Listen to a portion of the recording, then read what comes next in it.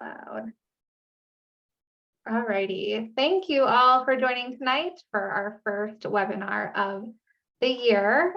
We have a special one tonight, which is our CyberForce. Where are they now? Which is looking at our alumni of the past program. So before we do that, I want to take a moment to thank our DOE partners and specifically the Department of Energy's Office of Cybersecurity, Energy Security, and Emergency Response for their leadership and funding, along with the support from the many other offices from the Department of Energy who assist with the program's initiatives. I also want to acknowledge that, again, we brought up that we would be doing raffle prizes for your attendance today. So to bring to light, we have a CyberForce tumbler, which should be coming here shortly to my home. It's not here yet.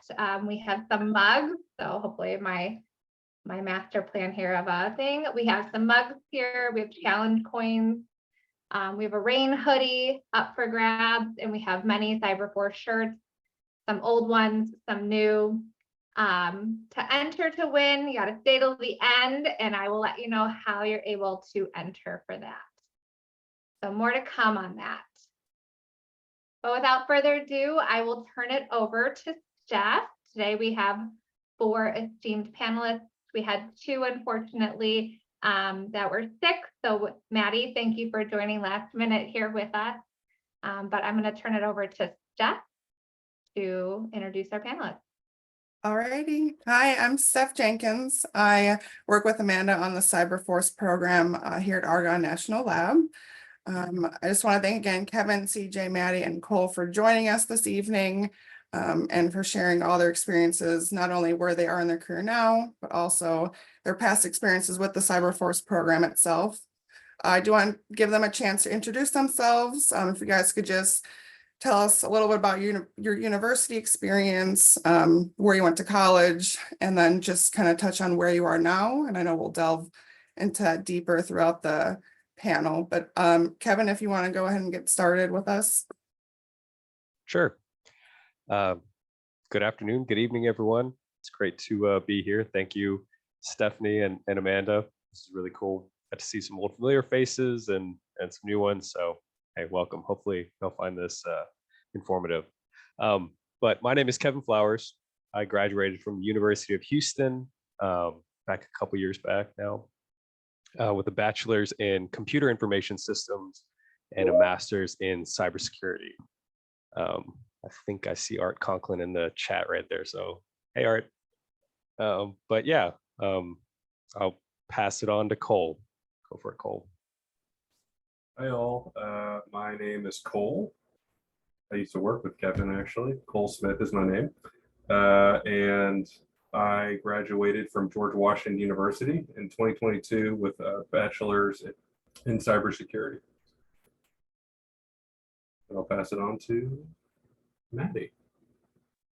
Thank you. My name is Maddie Schulte. I graduated from KU in 2019 with a degree in information technology.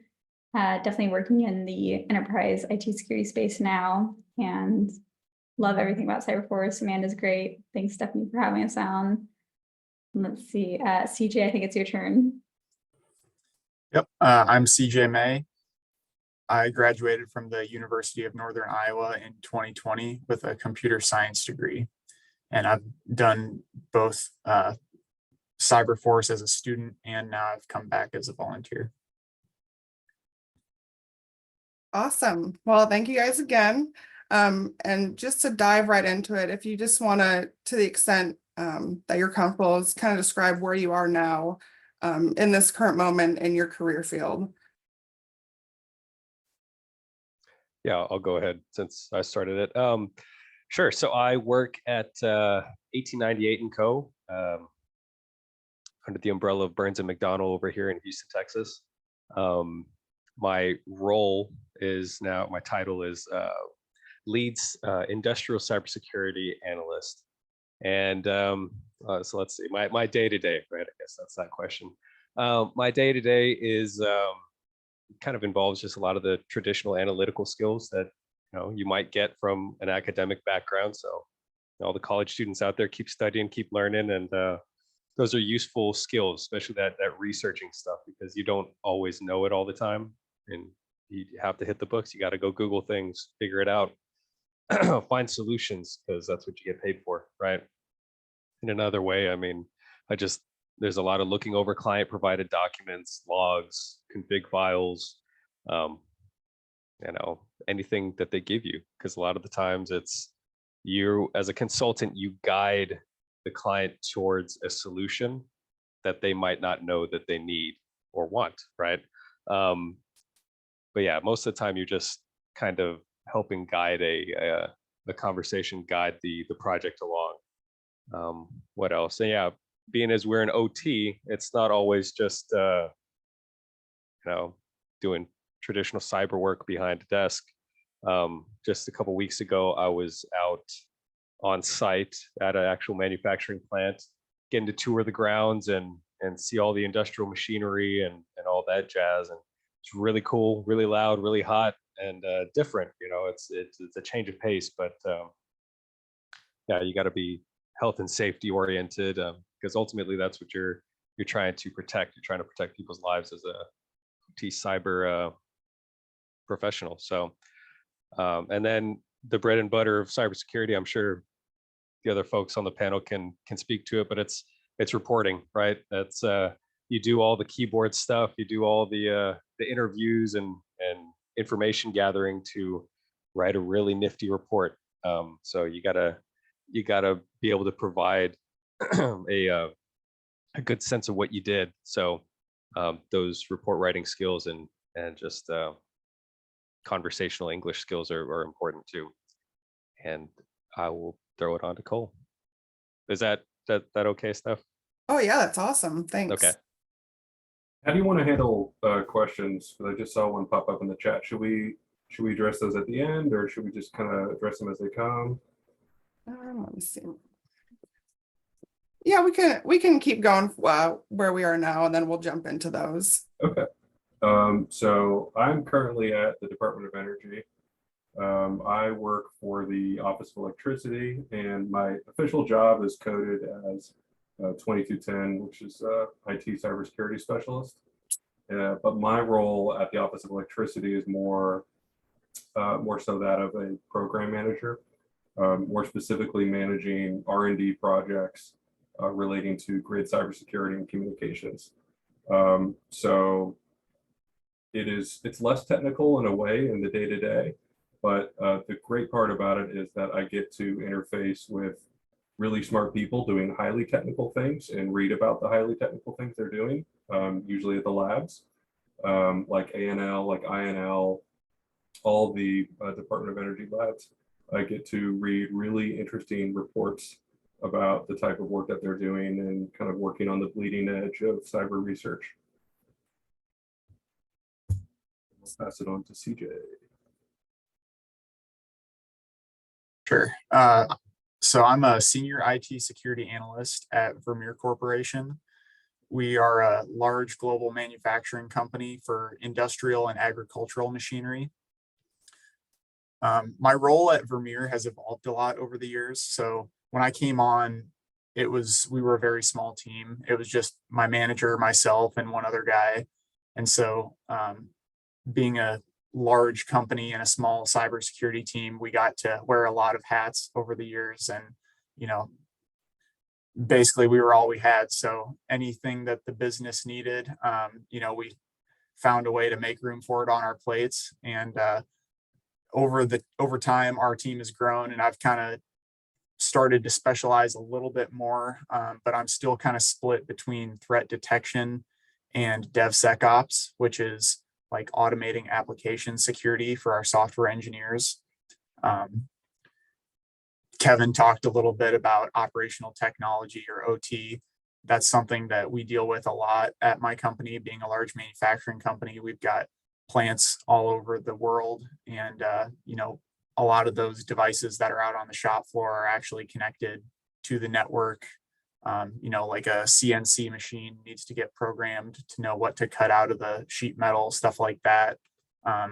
There's lots of controllers for, like the HVAC and stuff like that too. So yeah, a lot of stuff that isn't your traditional like endpoint security, just throw an EDR on it type thing. It's um, very different having a lot of operational technology in your network.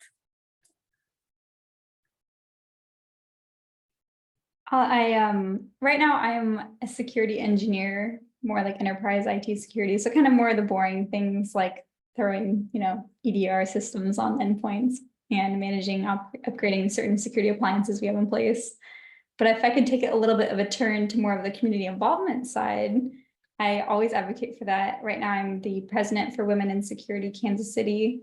I help out with a hacker group named SecKC, sit on some boards for different organizations around town in security and AI space. And I definitely think that's invaluable. So I'll just plug community involvement real quick. But yeah, operational technology, though, is extremely important and very interesting. So what these guys are doing, it's probably a lot more exciting than my job, but yeah. Awesome. Thanks, guys. And just to those in attendance, feel free to enter any questions you would like in the chat, and I'll grab some of those as we go throughout the evening. So we'll jump into Stephen's question. I know CJ and Kevin, you touched on the OT. If you want to grab this question, Stephen asks, what would you say to a graduate in physics, math, or cybersecurity who wants to get a master's in cybersecurity for OT or IT? Do you have any advice? Yeah, I'll go ahead and throw some advice in there. So you've already obviously got a good STEM background. You're going to graduate in physics or math or computer science. That's pretty good.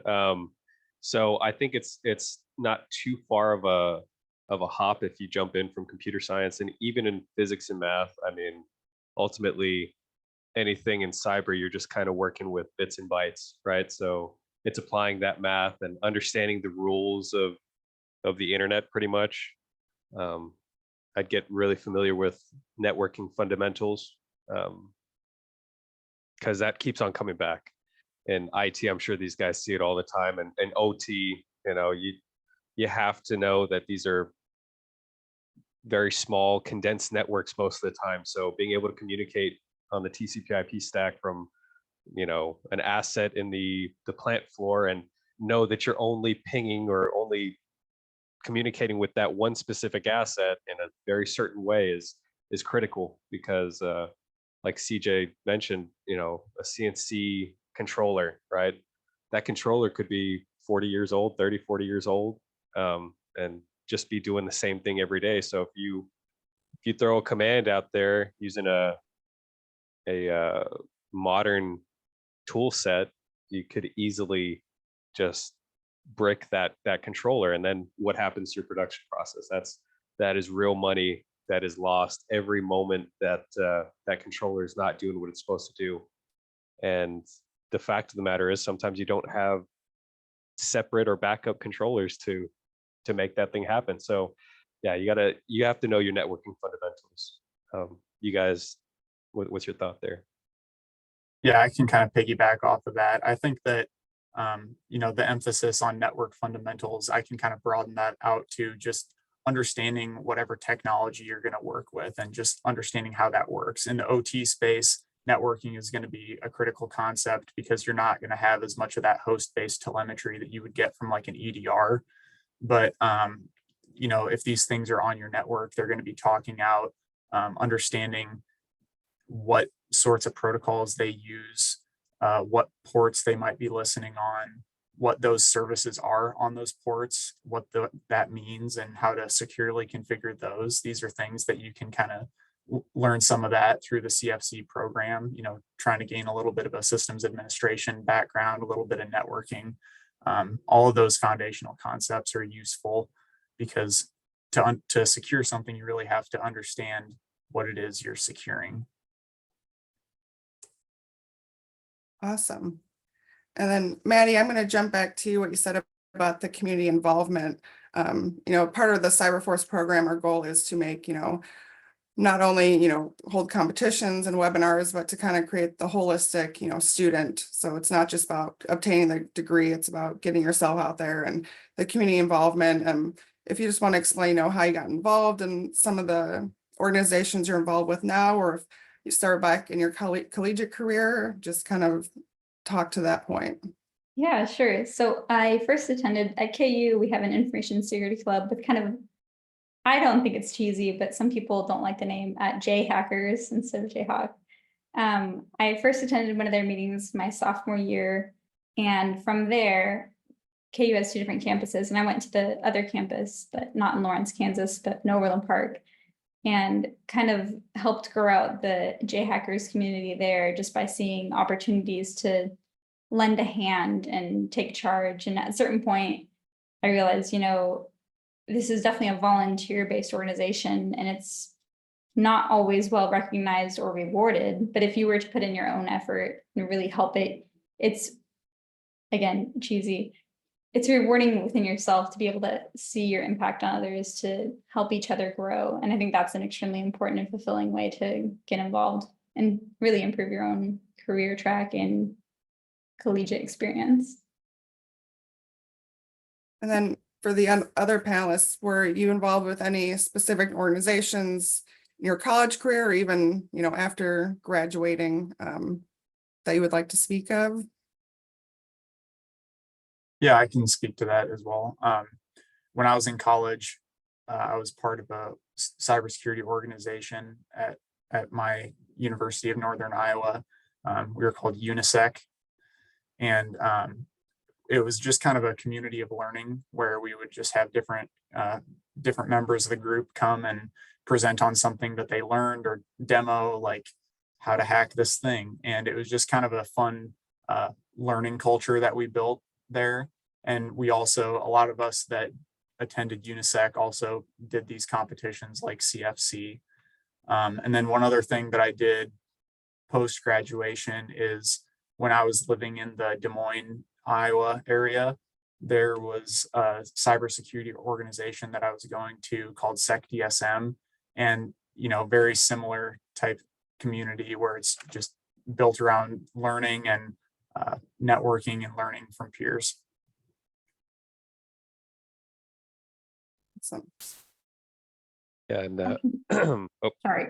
Sorry, go for it, Betty. It is really great. Organizations like that are just fantastic. We had a SecKC meeting, which is the SecDSM equivalent in Kansas City, last night. And there was actually, I think, 2 or 3 people that came down from Des Moines to come to our partner type organization called SecKC.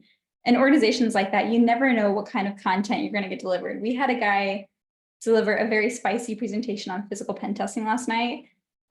Not to plug my own organization, but if you're interested in that kind of thing, always going and looking at YouTube videos for organizations like that. It's such an unexpected treasure trove of just random information you never even think is related to cybersecurity. So definitely self-study local organizations like that, even if you're not in the area. They have some really fantastic content because the communities come together and they just want to share all of this great information and knowledge. So yeah, but sorry, I didn't mean to interrupt, Kevin, but. Oh, no worries. That's totally right on. I mean, there's some very cool talks always at like HughesCon or any of the ones over here in Houston. There's tons of cybersecurity clubs that are around. I know there's one that was meeting up in not the Rice Village area, but they went to an old restaurant that I used to go to and posted on LinkedIn. And so it's cool to see that stuff going on. It's always out there. Just go find it. And I was just going to add, while I was in school, it's kind of how I got into cybersecurity in general. But I was working at the cybersecurity lab during my undergrad, and then during my grad years. But I kind of found the cybersecurity lab just as a quiet place to go study and do well for my other classes. And then eventually, someone just reached out like, "Hey, you're always here. Do you want to work here?" And I said, "Yeah, sure, let's do it." And I got to meet some very influential professors that helped guide, my path, and eventually it led me to being a TA, research assistant, and Art. Yeah, I think he's on here, but he was the one that got me into CyberForce. So comes full circle. But getting involved, I think that's a huge thing, right? Because the more people you meet, the more opportunities present themselves. So just get out there, meet people, and yeah, get involved with your local group. I will say getting involved is also a really, really good way to practice your soft skills or your people skills. When a lot of people come and talk to me like, hey, I'm trying to get into security, I'm trying to get in IT, it's just not really working out. I'll get interviews, but I never make it past the first or second round. A lot of companies don't necessarily hire you for your ability to like hack in and drop 0 days on every engagement you're in. A lot of people hire based on your ability to interact with the people. And I know a lot of IT people aren't super extroverted by nature, but learning those soft skills is extremely important in a career path. And I think those community engagement things, it just makes it so much easier because everyone around you has the same struggle. I'm talking as an introvert that's practiced really hard, the whole talking to random people thing.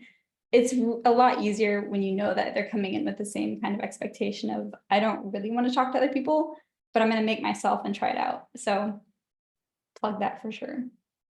Very well said. Yeah, I consider myself the same way. I'm shy, but I fake it, so here we go. That is definitely great advice. Cole, I'm gonna throw it over to you as a Department of Energy, employee. Did you always foresee yourself in a position like this, or was there some, aha moment in your collegiate career where you knew this is what you wanted to do? Just kind of speak to your experience there. Yeah, federal jobs always appeal to me because I came from a military background. My career started in the Marines, and I was a generator mechanic for 4 years. And I knew I wanted to get out and do cyber. And I thought kind of that time was wasted just doing something not unrelated to cyber. But it ended up working out because having a career in kind of a micro level or experience in like a micro level electric distribution ended up being super helpful for learning about critical energy infrastructure and kind of threats to that. So did I see myself as a Fed? Yes, potentially, but I could have seen myself in any cyber related job. But I like working directly for the federal government because it's gratifying. I feel like I'm on the front lines, like kind of directly interfacing with, stuff getting done that's really important, like the infrastructure bill. Doing work with that it feels like I'm doing something important and part of history, and I care about that. I thought I wouldn't. I thought like maybe I would only care about like money or whatever, but it's super important to me to feel like what I'm doing is important. So yeah, I like it here. That's great to hear. I'm going to jump to the question in the chat. It says, considering the demand for the hands-on experience from industry recruiters, how can graduate cyber students strategically position themselves to secure their first cybersecurity industry role despite lacking industry exposure? I'm going to hop on this because I'm already unmuted, and I came ready for this question because this was my question trying to get into cybersecurity. And it's a tough question because, well, it's hard. What you're asking about is hard to do. And there's a good reason it's hard, because it's risky to hire people that don't know what they're doing yet. It's not like there's that musical, How to Succeed in Business Without Really Trying. And it's about a guy who like joins this corporation and basically charisma's his way. He rises his way to the top. And you can do that in some industries, but in cyber, you can't do that. And they will sniff that out in the interview process, and they will ask you technical questions. And they are looking for those soft skills like Maddie talked about, but it is a risk if they hire someone who just completely doesn't know what they're doing. So the best way, I think, to position yourself is internships. and apply for all the internships you can as early in your collegiate career as possible. And if you can't get those, like I was trying to do that way too late. I was trying to do that like my senior year of my undergrad. And like, they're like, well, this is for the summer and you're not going to be an undergrad in the summer. So you can't do it. But a way to be part of CyberForce, yes, Amanda. But another way to do it, in addition to those things, is show recruiters and people that you're interviewing with that you care about this, to like learn about it on your own time, that maybe you have a home lab. Like having a home lab is the coolest thing ever. It sounds like maybe nerdy, but it's important to learn the concepts, and it's important to show people that are looking to hire you that you have a hunger to learn, which is one of the most important things about hiring entry-level cyber people, is that they have a willingness to learn even on their own time is a big one. So yeah, I'd love to hear everyone else's answers on this. I kind of feel like you were reading off my notes, to be honest. Yeah, I want to echo that. If you're struggling to find an internship, you want to find a way to stand out from the other people that are applying for that internship, right? So you want to be able to showcase that you know what you say you know, whether that's through a portfolio of personal projects where you're just kind of tinkering around, and maybe you have like a home lab, like Cole said, where you've got like an old computer that you've set up to run a web server, or whatever else on it. Being able to speak to that, writing blog posts, just building up evidence of your abilities and showing the hiring managers that you're passionate about the learning part and the growing. I think that people with high agency in those areas really stand out.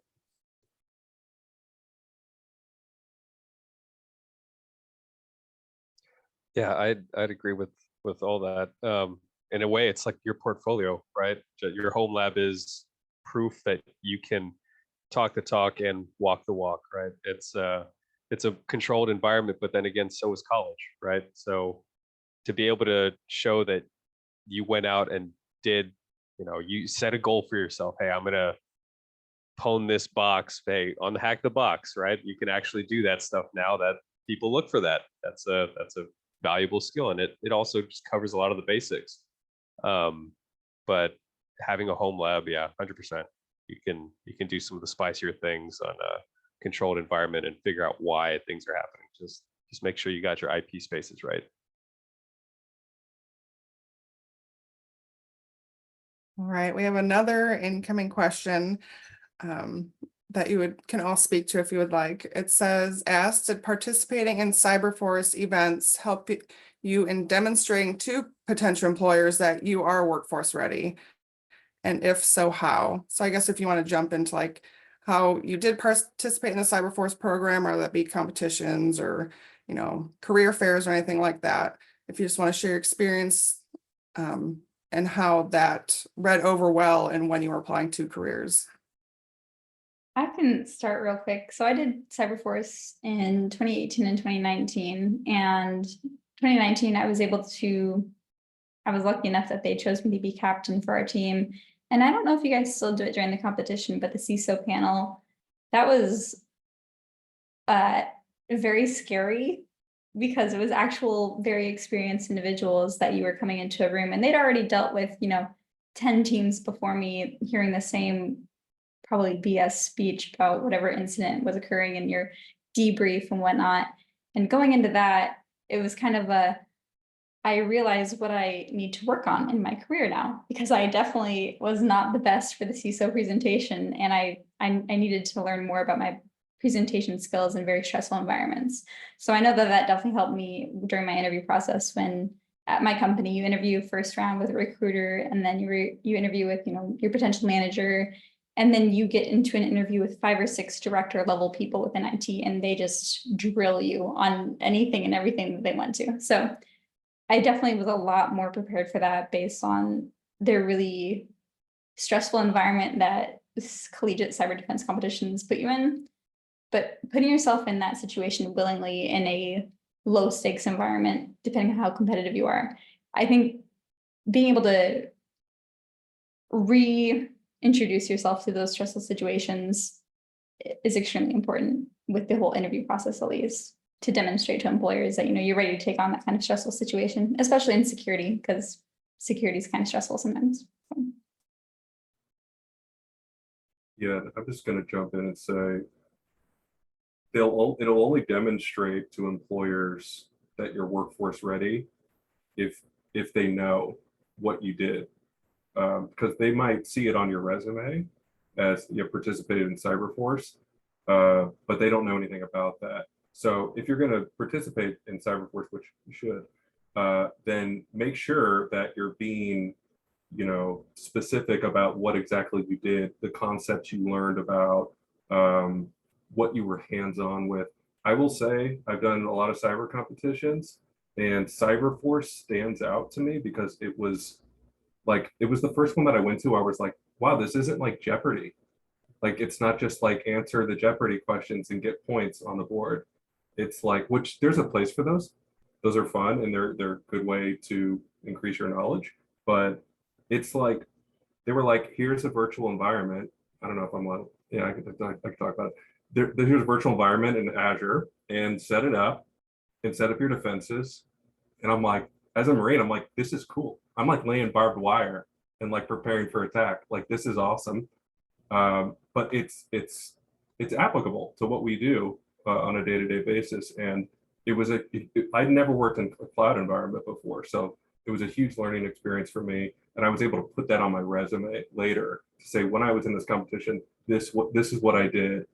And they will understand, because they work in the industry. Well, that's what we do. Like, we set up cloud environments and set up defenses around them and manage them. So yeah, make sure if you are going to do it, like I said, you should just be specific and take notes about what you're doing, because it's all applicable to your resume. Yeah, I'd agree with that, and maybe go a little further, but that's, you know, kind of a different topic, going into resume crafting. But yeah, using those action words. Hey, we, you know, defended this, we implemented this solution for this problem, right? You just be able to talk about it. At least in my case, it was more of like a conversation starter, because they'd see CyberForce on my resume, be like, hey, what is that? And then it's up to you to use those people skills to talk about, hey, yeah, we had to generate a report based on all of our findings over this, you know, 8-hour competition period. I was the team lead as well, Maddie. So, hey, we know that struggle very well. But yeah, led a team of my peers to, you know, achieve this goal, right? It's all very action oriented, or should be. And yeah, it definitely started the conversation and opened some doors. So, CJ, you got anything else? I kind of feel like you guys hit on everything. Yeah, I think that the CyberForce competition was helpful in multiple ways, between the systems administration stuff, the soft skills, the detection and investigation side when the live attacks are going on. Yeah, you guys gain a lot of big, important topics just from one competition, and that's pretty cool. So to echo what they said, make sure that you are representing that well in your resume. That's great to hear. We love to hear that, the influence, you know, a competition can have overall. And I know we touched base on the competition itself and then internships, but would you say there was anything else that really sticks out that kind of prepared you most for your career? So like, you know, extracurriculars, a certain class, you know, career fairs, anything to that extent. I'll always want to encourage people to do the mock interviews at your college, like in the career centers. I know that sometimes, you know, the business school has more frequent career mock interview type situations, but if you're able to go sign up for those anyway, absolutely go try those out. I myself am a very hands-on keyboard is how I learn, experiential learner. So having a part-time student job related to technology through my entire time in college was able to really help me hone in my skills or really apply those skills that I learned in class to actually my job. So I always plug internships or careers. If you can get like the part-time student jobs, those are extremely helpful, especially if you're like a hands-on learner.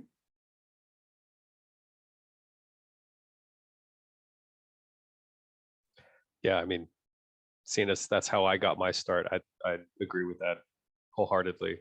And I can say pretty confidently, at least at this stage in my career, I probably wouldn't have even heard of OT, or it would have been that thing out there. But yeah, we had an OT lab that as soon as I saw the controllers and PLCs and HMIs in there,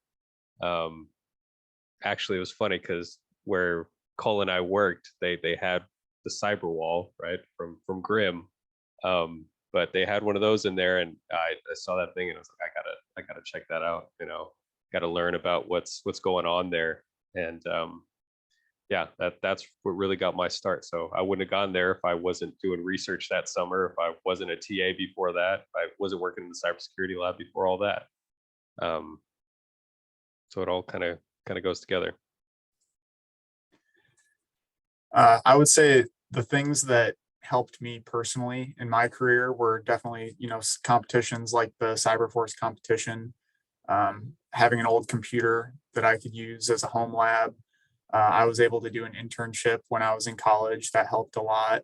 And one more thing I'll add is being able to write code well has really helped. And that's been a boost for my career, I think. Whether it's, automating something or creating a special tool for, whatever use case we have on my team. And now I've kind of started to get into DevSecOps a little bit, and, more on the AppSec side. So it's just kind of been interesting to see where that's taken me because, I don't think that all cybersecurity professionals need to have like a really high level of programming ability, but I would say that it really helps, especially once you reach a certain level in your career, being able to write code and do some scripting is extremely helpful if you want to pursue like high levels of like the technical side of a cybersecurity career.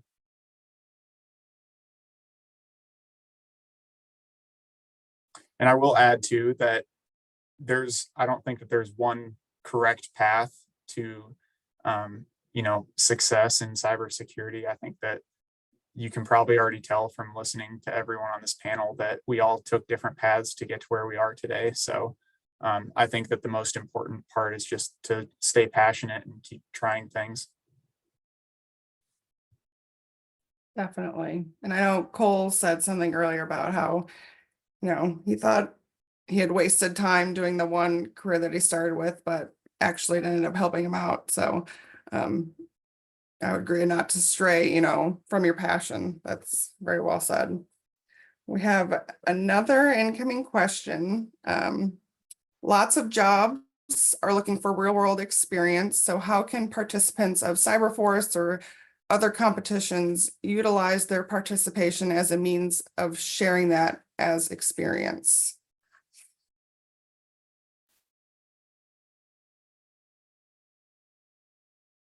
So, I mean, I think we kind of touched on that a little bit ago, but yeah, it's a controlled environment. It is pretty much like having a home lab, right? CyberForce is a unique competition in that regard. They're actually putting you in it. It's not, just capture the flag. It's not just find this. You're actually standing up and securing your little piece of infrastructure. And I think I saw one of the other questions on there is how did CyberForce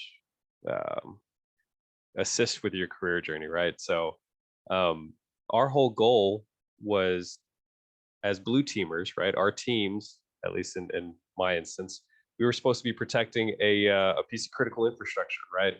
So we had been remoting in, while we were in Houston, but when we went to the Argonne National Lab to actually do the competition, we got to see this little, you know, Raspberry Pi controlled solar panel that would actually tilt, right?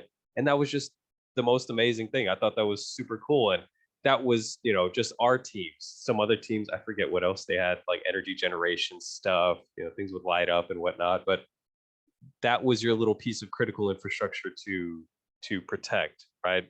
So that controlled lab environment is that it doesn't come easy. It's they put some work into that, right? So you have to, like Cole said, take some notes, be really diligent and precise about what you did. You know, have that after action report with your team and talk about it. Like, hey, what do we do here, right? What did we learn? And that's a project, that's a competition project you can put on your resume, and you'll learn a lot from it either way. But yeah, that is a microcosm of the workforce of some industrial cyber stuff, right? I think it was one of my old professors, or one of the old teammates that was, you know, kind of getting us up to speed. But they were like, yeah, man, it's like drinking water out of a fire hose, right? It's just so much in 8 hours, and in the time leading up to it, that it feels like a whirlwind. But after it's done, you can kind of look back and be like, wow, that was pretty cool. Yeah, we all look at it very fondly, I think, right? That's why we're here, giving some time and saying nothing but good things, right? Awesome. We have another question that came in.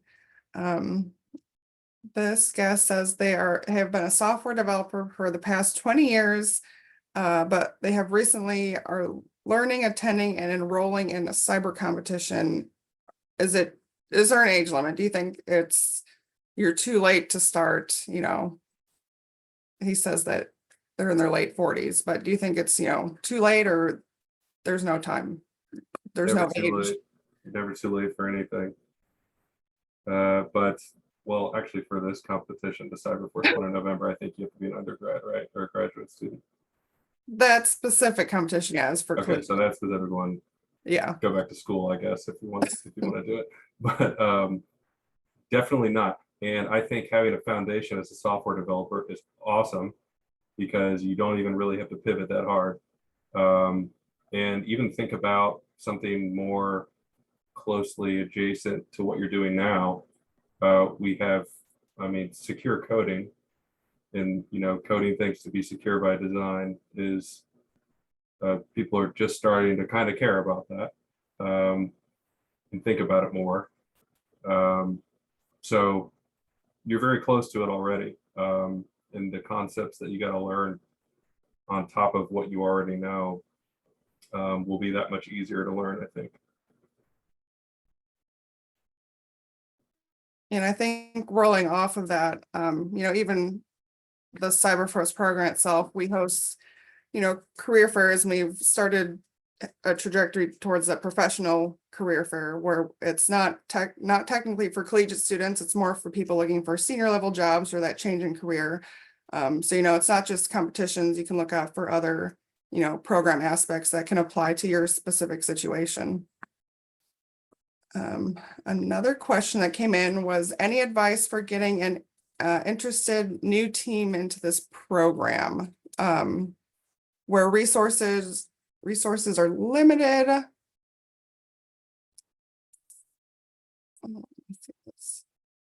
Oh, so what they're saying is they don't currently have a budget for in-person competitions. I mean, I'll speak on behalf of the CyberForce program itself that we do offer, you know, individual virtual competitions, because we know that logistics can be, you know, not accessible for everyone at the right time. We do try to pair universities and students with, you know, local utility companies. That's kind of a area we're looking to grow, and just things like that. I know resources for students can be limited, but even just reaching out to university. Curious if any of you guys, when you're in the CyberForce program, if you had reached out to any local, you know, companies for help, or how you went about getting assistance from your school or university if you had to if any of you guys had experience with that. During my time when we went, we were lucky enough to have pretty supportive funding from the department, but I know that right now, after COVID, some universities are really struggling to get that funding back from, because sometimes it's sourced from like endowment for universities and sometimes sourced from research funds from certain professorships. But I think being able to prove that your club is really dedicated and deserving of the budget would be really helpful. There are other collegiate cyber defense competitions that are remote, and like CyberForce has apparently remote ones as well.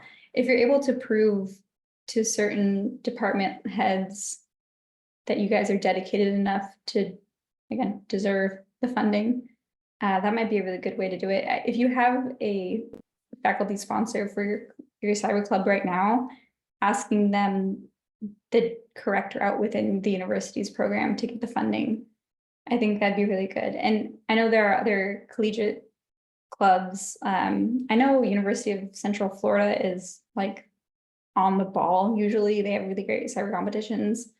They're able to come together and do practice like on a weekly basis. And I know there are other clubs that are modeling after that kind of lot of practice type things. So kind of having to prove yourself, and that might be a longer term thing. So if you're a senior, I don't really have great advice, but if you're a freshman or a sophomore, being able to build that up and eventually get to Argonne is a really, well, sorry, we went to Argonne for our national club, but like it was always the gold star of, you know, if we work hard enough and prove ourselves, then we'll get the funding and be approved. And we were lucky enough to have that kind of more upfront, not have to, it's not that we didn't work hard, it's just that it was kind of already like in the works for us because of what the efforts from previous students have been. So if you could set that up for the people that are coming after you, I'm sure they'll be very appreciative. But yeah, working with faculty and staff from your university departments, for sure. Awesome.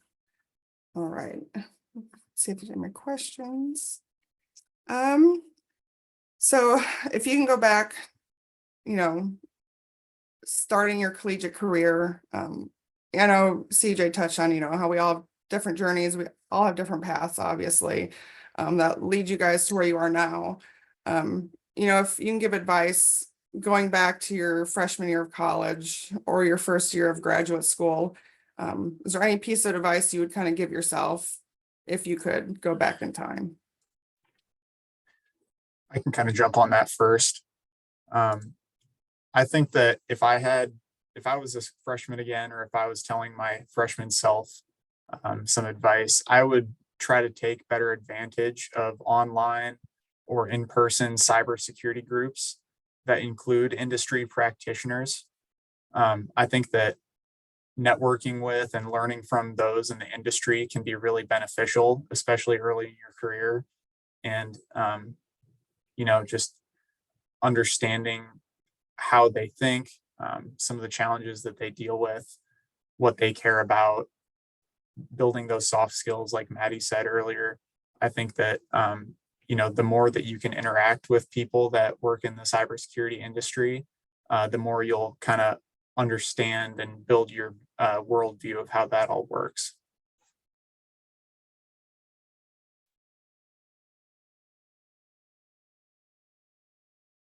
And we'll kind of make this our parting, you know, question as we're coming up on the hour. And if you want to throw in any piece of advice or parting words as we're wrapping this up, please feel free. Don't hesitate to get involved. Have the awkward conversations. Even if the conversation goes really poorly, they're probably not going to remember it. Practice your soft skills, but also do not be afraid to practice the technical things and fail. A really cool thing about technology and working in IT, and especially security, is there's a concept of failing fast. And failing fast is, I'm very grateful for that, because I fail very quickly in a lot of aspects of my life, but learning how to pick yourself up and dust yourself off and learning that, you know, this is why I failed, and adapting and learning from it is extremely important. And you're not going to be able to learn if you don't fail. So just take the L, as the kids say, and learn from it. Yeah, there's a video of like Rainn Wilson from The Office, the guy who played Dwight on The Office, circulating the internet that I saw a while ago. And I think about it all the time because he was on a podcast and he was talking about how everyone puts so much pressure on you in your early 20s to like get a job, get a job, get a job. But like your 20s are for failing, like Maddie said, like they're for, he said, like try 12 things and fail at like 9 of them to figure out the 3 things that you want to do or are even good at. So keep trying new things. If there's, if you have a job opportunity that's not exactly what you want to do, go for it. All experience is good experience. And just keep trying new things. And also this field is a mile wide and a mile deep. And there's so much to do in IT, OT, anything cyber information security related, so much to do. Honestly, everyone should probably work in this field. Everything would probably be more secure. Well, I don't know about that. But yeah, just like Maddie said, keep failing and you'll be better for it. Yeah, I think there's a really strong message there from both of y'all though, but resilience, right? Like, because you're not going to be perfect at everything. And that's a lesson that we all kind of need to learn, but there's a million different things, a million different people that make all this work, right? Cyber, like you said, is just a massive field, right? There are people that do sales, like cyber sales, technical sales, right? You still need to know a lot of the fundamentals to be able to sell what you're doing, right? There's managers, there's project managers, there's, any number of things that make this thing happen. So just stay in there, hang in there, always learn something, always push yourself to learn, stay abreast of the current happenings in the world. There's always, unfortunately, a new cyber attack happening. There's always a new TTP. There's always stuff to learn. So just stay hungry and you'll make it there, right? Reach out on LinkedIn too. That like there's so many discords and things of people just saying like, hey, just reach 1 million followers, because you never know. Someone might be looking for that junior level, or you might hear about an internship that you wouldn't have heard about otherwise. So hey, yeah, add me on LinkedIn. I'll probably accept you. I'm around. I also just wanted to say, apply for scholarships.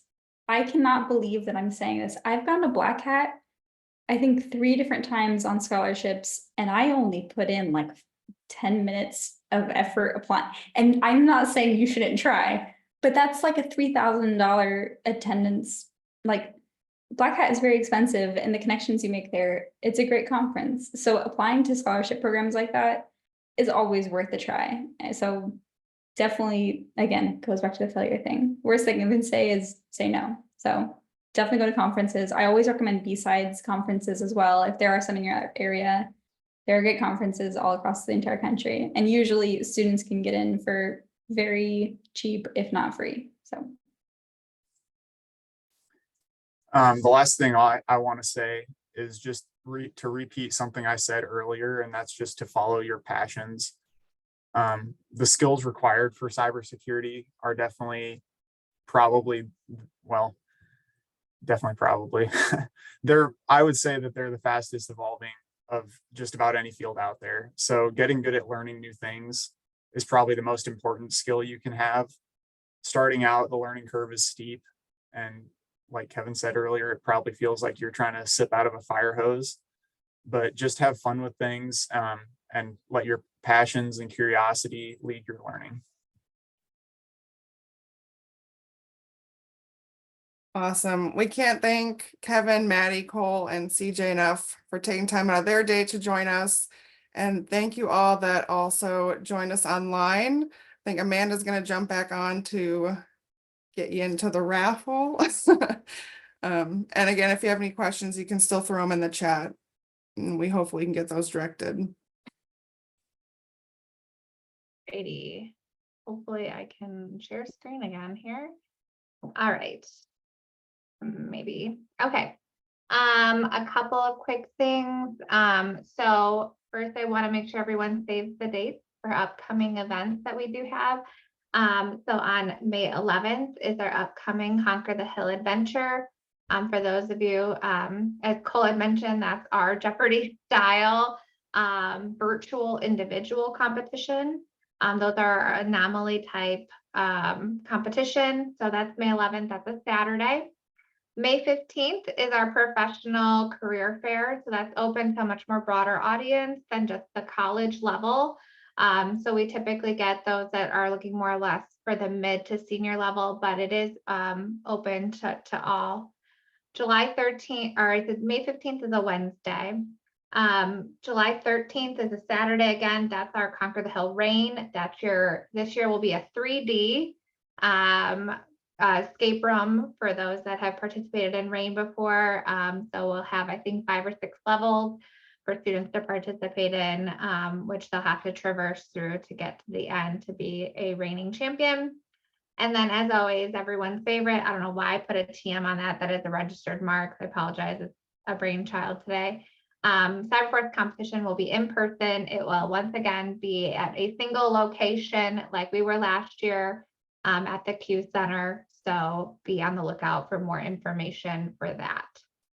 Those of you that are still on and are interested in being in our raffle, what I do need you to do is in the chat, I need you to put in your email and we will do, and that includes my prestigious panel. So you're also welcome to be put in there. If you put your email in, and after this, we will be raffling off at least 5, if not a few more fanciness things. And we will email everyone after the stuff today. So if you're interested, feel free to throw your email in the chat. Once you do that, you are more than welcome to log off. Again, thank you all to our panel today for coming on and chatting with us about all of your experiences with the program and with everything that you're doing now. Thank you, everyone. And hopefully you will hear from me soon with a winning prize. But otherwise, we will talk to you soon. Have a good night. Thanks for having us. Thank you very much. It was fun. Bye, everyone.